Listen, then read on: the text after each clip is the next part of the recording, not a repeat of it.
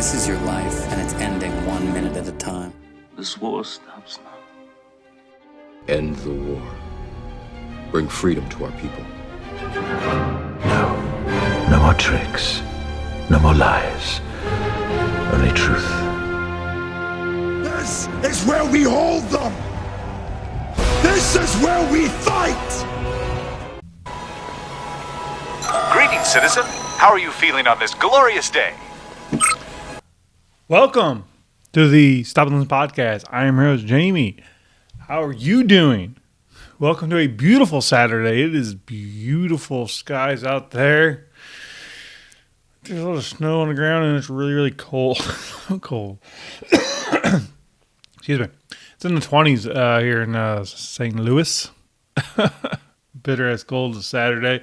But I hope to see some family today. So, Older than a witch's titty out there. it'll be worth the journey.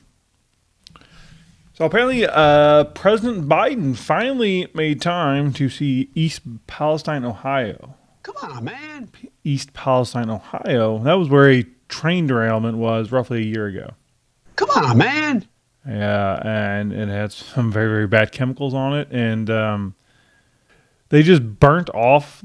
They just burnt the all the chemicals just to expedite the reopening of the railroad tracks. And Biden just got there, and there was a lot of controversy. Well, not a lot of controversy because they get away with whatever they want. But that would fall under Buttigieg. The thing is, Bob, his first name. It's not that I'm lazy. It's that I just don't care. Little feller who ran for president, woefully unqualified. He is the head of the transportation department, which includes trains and such, and this was talked about. So we're going to get to what Biden said a year after the fact, but I kind of want to do a little bit of a refresher. So this one is from February 18th, so I don't know exactly when this happened, but it was about a year ago, so it's about right. The derailment of a train carrying hazardous materials near a town in Ohio earlier this month has prompted environmental concerns and chemical fears for residents, even as state officials work to reassure them. It's okay. It's okay. It's okay. I'm not gonna do what everyone thinks I'm gonna do.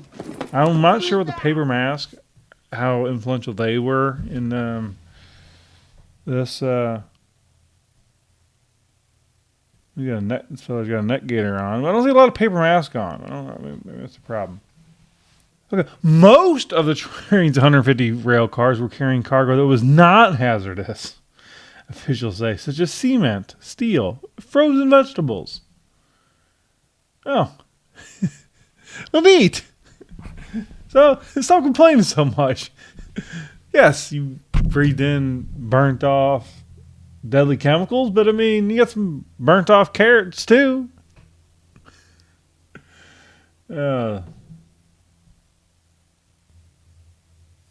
I do remember, they're like, oh, the government's not helping, and then, Trump showed up and got everyone excited. This is something that should be in the federal government's wheelhouse, but also,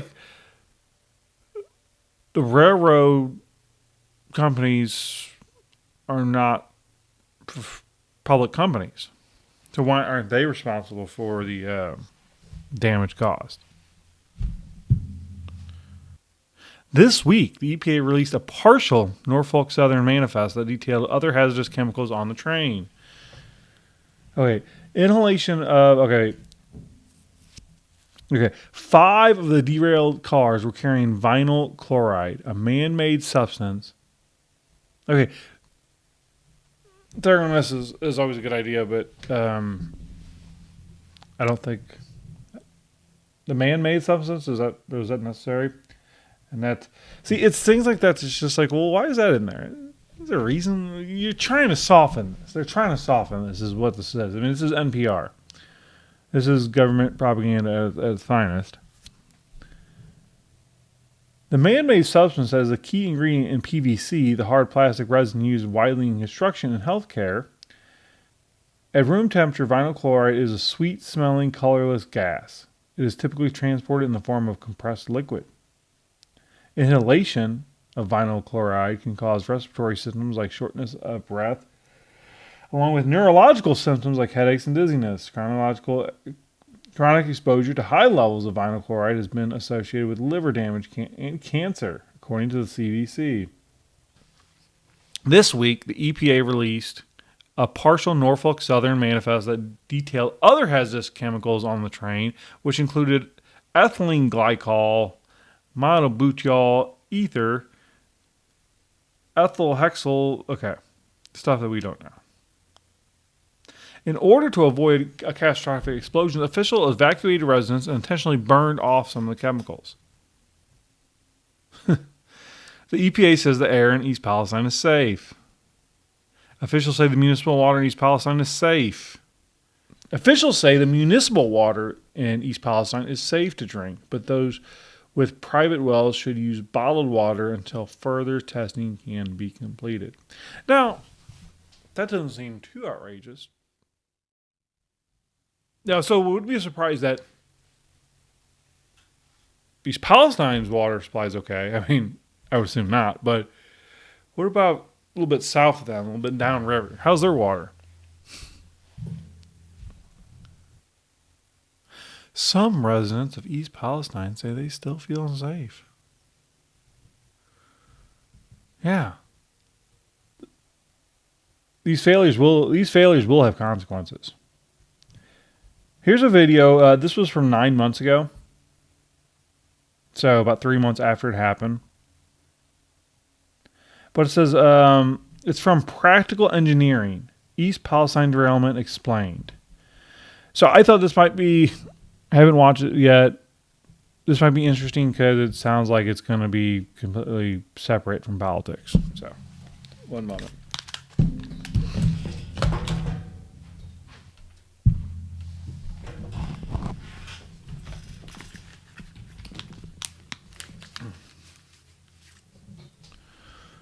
All right, here we go.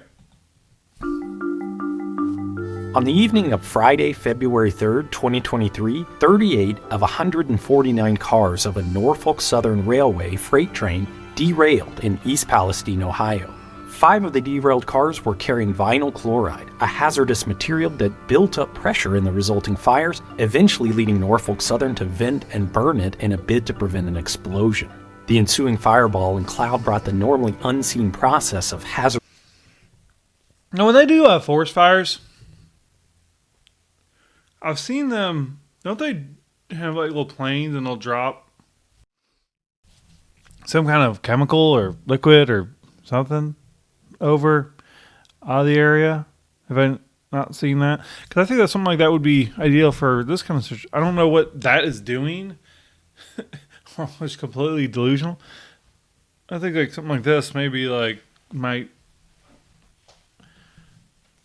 cargo transportation into a single chilling view, and the event became a lightning rod of controversy over rail industry regulations, federal involvement in chemical spills, and much more. Defect detectors look for lots of issues that can lead to derailment or damage, including dragging equipment, overheight or overwidth cars, a hazard if the train will be passing through tunnels or under bridges, and, important in this case, overheating axles and bearings. Depending on the railway operator and line, these detectors are often spaced every 10 or 20 miles or 15 to 30 kilometers. The freight train that derailed in East Palestine, designated 32N, passed several defect detectors along its way, and the NTSB collected the data from each one. The suspected wheel bearing responsible for the crash was located on the 23rd car of the train. At milepost 79.9, it registered a temperature of 38 degrees Fahrenheit above the ambient temperature. 10 miles later, the bearing's recorded temperature was 103 degrees above ambient. That might seem kind of high, but it's still well below the threshold set by Norfolk Southern that would trigger the train to stop and inspect the bearing.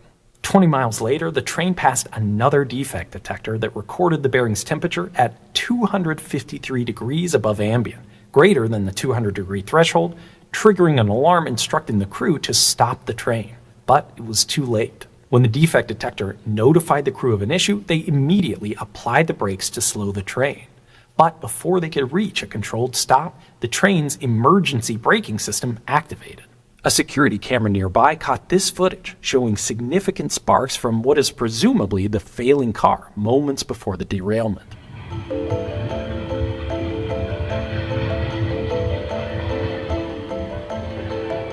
Understanding the severity of the situation, the crew immediately notified their dispatcher of a possible derailment. They applied the handbrakes to the 2 rail cars at the head of the train, uncoupled, and moved the 2 locomotives at the head end and themselves about a mile down the line away from the fire and damage, not knowing the events that would quickly follow. A train's consist defines the collection of cars that make it up. 32N's consist included 2 locomotives at the head, a locomotive near the center of the train called distributed power, and one... Okay, that happened. I'm not going to do this for another 12 minutes, and I will cut that up to spare y'all. The health effects from this disaster, completely man-made, will probably be felt for years to come. And the Biden administration, I shouldn't say the Biden administration, Joe Biden himself actually finally went to East Palestine. Oh, he says, we're not going home no matter what until the job is done. A year after it happened. We're not going home no matter what till this job is done. And it's not done yet. There's a lot more to do. The vast majority has been done. But we're going to stay to the very end. Inspiring words from the Commander-in-Chief. Let me be clear. While there are acts of God, this was an act of greed that was 100% preventable. Let me say it again. An act of greed that was 100% preventable. Now, so what we just seen, I mean, perhaps the accident itself. Like, so what the guy said, they monitor the speed, they monitor whatever, and then the temperature indicate, okay, that's fine. And the next one was like, okay, and then it was out of control, and they had to slam on the brakes. Well, when that increase went up, perhaps they should have stopped the train then when the sensors were detecting that increase in temperature. So that certainly could be accurate. But no mention of the government response and burning it off.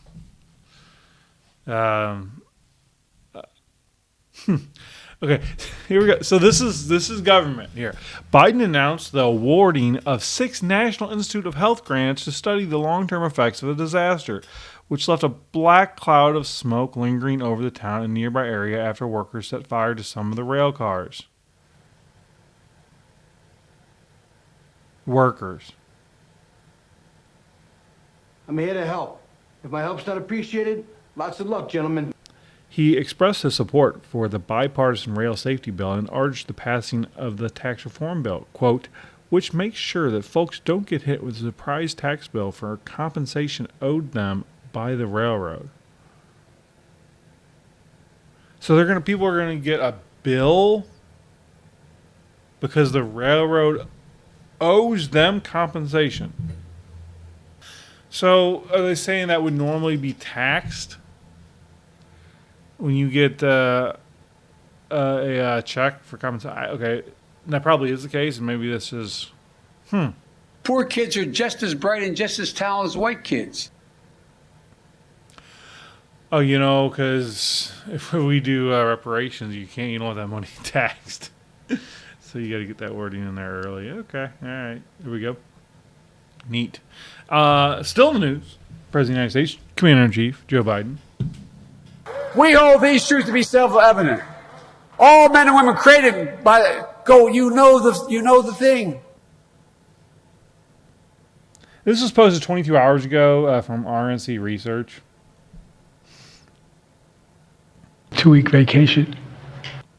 No, but it's about time they step up, don't you think? Instead of going on a 2-week vacation. 2 weeks. They're walking away. 2 weeks. What are they thinking? My God, this is bizarre. No, but it's about time they step up, don't you think? Instead of going... I mean, are they... contemplating putting off the funding of Ukraine, Israel, Taiwan, and any other country that needs our money. I assume so, but though I may not agree if that is in fact what he's talking about. I mean, and I don't agree with that. But like, how often the House of Representatives and the Senate seem to be in session? Like, no, this is kind of a permanent. We kind of need you there, need you present, doing your job for us. I don't know how it's so optional and they just vacation and this and that and yeah, they're pieces of shit. And then at the same press conference, so a man with the last name of Navalny, he's Russian. He was in prison. He's in opposition to Putin. Apparently, he was running for president. Even though he was in prison, and the election's coming up. So this guy, he's in his 40s and died in prison. And the assumption is that Putin was kind of cleaning up. And Biden had some prolific thoughts on it, supposedly. Let's see what he had to say. All of us should reject the dangerous statements made by the previous president that invited Russia to invade our NATO allies if they weren't paying up. So, he said so Trump said at a rally that if the NATO allies didn't pay their fair share, the 2% of gross domestic product that they are supposed to pay to be in NATO, then he would encourage Russia to attack. Okay. You have a problem figuring out whether you're for me or Trump, and you ain't black. See, that's the thing. Like with Trump being Trump, like Trump needs to have a little bit more discipline. Like stop just spouting off of the mouth. Like, dude, that's not something to say. I get where he's coming from, and I mean, though he should never encourage. In that case, he should never encourage Russia to take military action. But enough is enough. Like if you guys want to be safe, you guys need to start being responsible for it. I'm an extremely stable genius. Okay.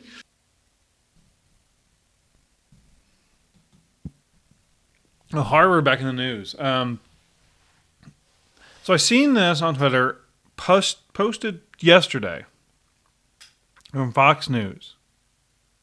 Harvard professor says all hell broke loose when his study found no racial bias in police shootings. Roland Fryer said he lived under police protection during the fallout of the study. A Harvard professor said that all hell blah, blah, blah. During a sit-down conversation with Barry Weiss of the Free Press, Harvard economics professor Roland Fryer discussed the fallout from a 2016 study he published on a racial bias in Houston policing. This is old news. I mean, 2016 study, and there's a documentary about it. I haven't watched it. I haven't been able to find it. But Roland Fryer is a black man. There he is. And basically he was, well, we'll see what it says here.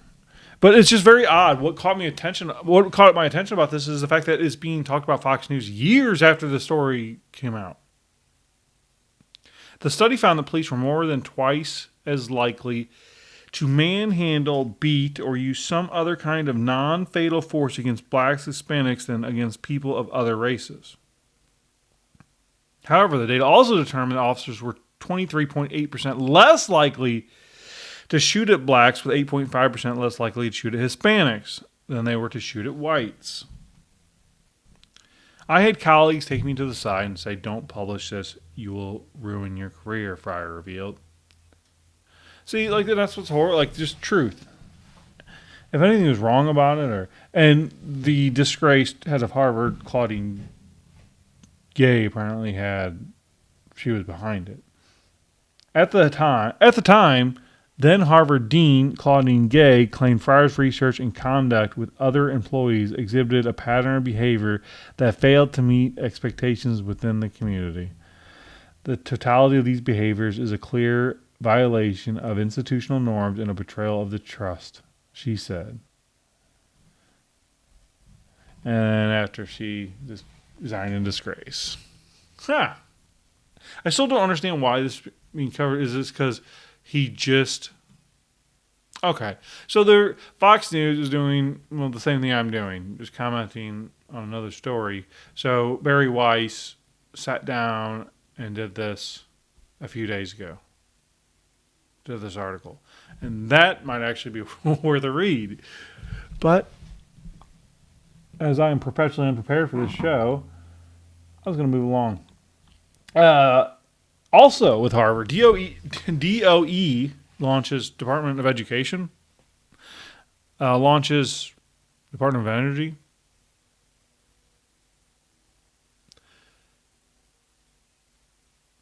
Okay, I think it's education. But DOE launches an investigation into Harvard found Islamophobia and anti-Arab complaint. The Harvard that got their dean, Claudine Gay, ultimately had to step down because she was very tolerant of the anti-Semitic harassment. But Arabs and Muslims apparently are getting the short end of the stick. Also Asians, because the Supreme Court just ruled that, and whites. And Arabs and Jews. So Harvard, I guess they're really focusing on that. So I wonder where Indians fall in. Are they part of the Asian group as far as like the Harvard discrimination goes? Probably so. More than 60 DOE investigations into K-12 schools, colleges, universities have been opened for alleged discrimination regarding shared ancestry since the start of the Israeli-Hamas war. Okay. Don't need you to investigating it. Don't need the federal government, Department of Federal Government just going after this. Okay. Sounds like bullshit. Sounds like Harvard just dancing to please the masses or please their followers, I guess. I don't know, but sounds like bullshit to me. Keeping with the politics, RFK Jr. just released a new video 15 hours ago. Help me stop the World Health Organization treaty. Now, this is serious. This is definitely the World Health Organization was once a great agency that took care of the poor and underserved communities around the world. But in recent decades, it's been taken over by global elites and foreign powers that don't have America's best interests at heart. This is why we need to stop President Biden from signing the WHO Pandemic Preparedness Treaty. That treaty lays out a blueprint giving the WHO unprecedented authority. Those powers go into effect the moment that the WHO declares a pandemic, which it can do at any moment, even if no true pandemic exists. Even if no true pandemic exists. If this is the first time that you're hearing about this, it's time for you to do some research. The United States of America has a constitution for a reason. We can't let it be stripped from us by international bureaucrats and their bosses at the Billionaires Boys Club in Davos. We the people still have the power. If you want a president who will stop the WHO in its tracks and stand with you, please donate whatever you can to my campaign today. He's an important voice. He needs to get. He needs help getting on ballots on more states. I think he's gonna start his own party because apparently it's easier to get on ballots and instead of being just an independent.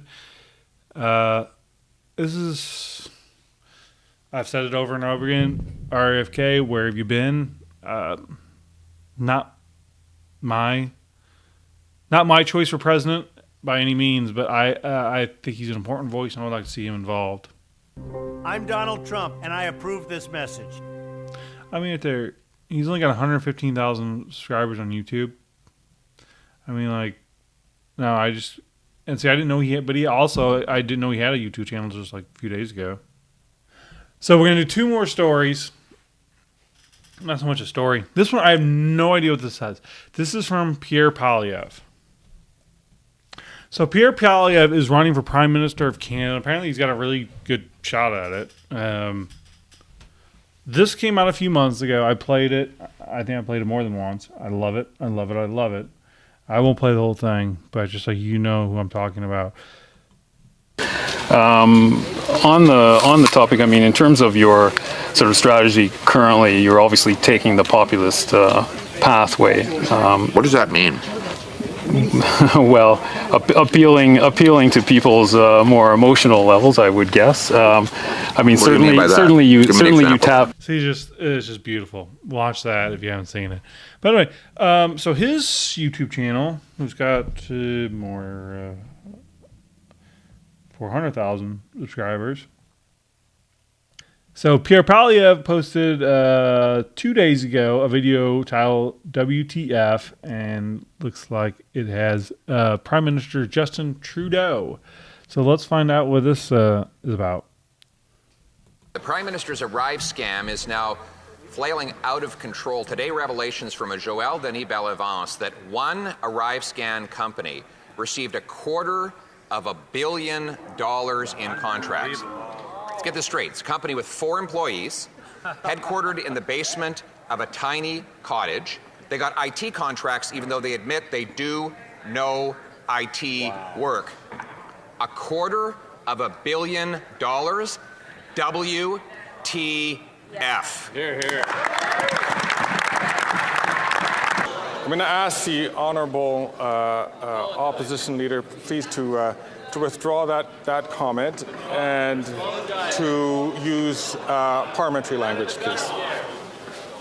Where's the funds?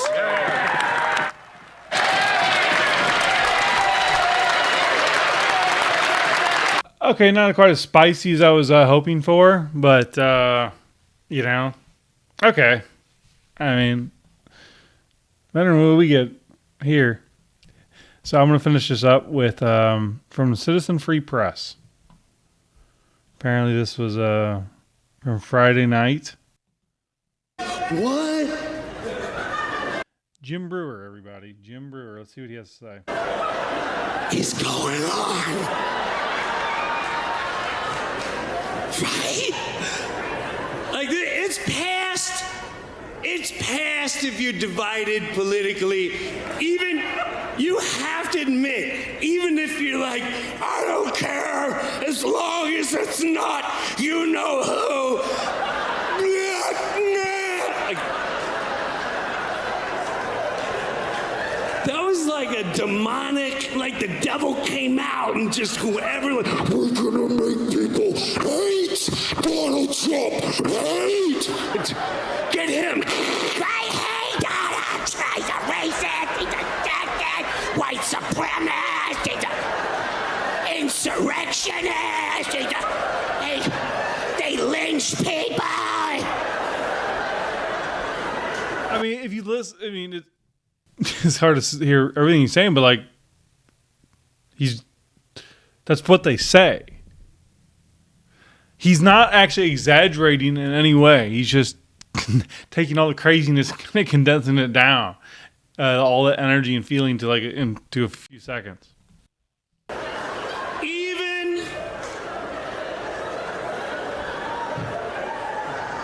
not gonna blame you because I saw the news channels. I saw them saying, he's racist, he's sexist. You would just wake up to pee in the middle of the night. He hates Mexicans and he says they're rapists and he hates black people and he... What? They had, remember the Women's March? We're gonna march!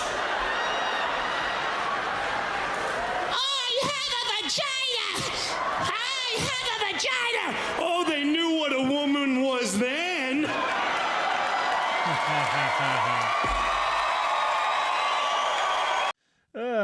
Jim Breuer, everybody. All right. I have so many bookmarks in there. All right, that's all I got for today. I'll see y'all tomorrow, hopefully. Saturday here. Do great things, man. Go show some love, be with family, make a difference. Please like, subscribe, follow, comment, do all the things. I appreciate share. Sharing's a big one. If I actually put something out that is worth hearing. So do all the things, and I'll see you next time. God bless. I'd say that was a pretty successful broadcast.